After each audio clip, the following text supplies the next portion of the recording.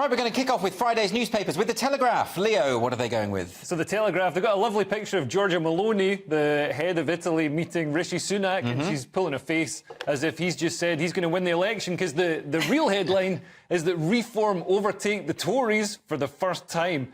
We are the opposition now, declares Farage after crossover moment in YouGov poll. And just to be clear, this is one poll that came out today. The results came out today that puts the Reform Party on 19%, ahead of the Tories on 18%.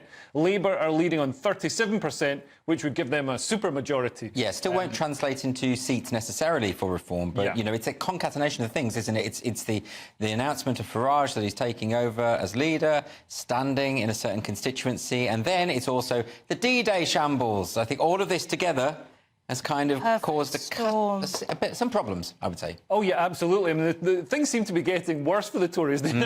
Rishi announced this election probably with his fingers crossed. Oh, hopefully I'll be able to turn things around and, you know, I'll start getting more popular. Instead, he's continued the decline of the Tories. What's interesting, though, is if you look at the opinion polls, Labour are also declining in popularity. Right. They're still high, but if you look at the overall trend, they're coming down, and it's probably because they're playing safe. Whereas, you know, Farage doesn't need to play safe. Yeah, I suppose Starmer's thinking not to campaign in the way that Biden did. Just hide himself away in a basement, and he'll still win. And you know, we don't know what anything can happen in politics, right? Yeah.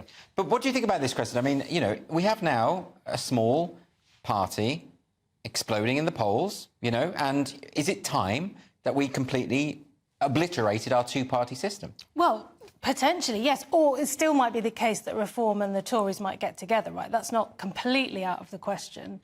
And I think Farage would go for that, wouldn't he, if he had the right offer?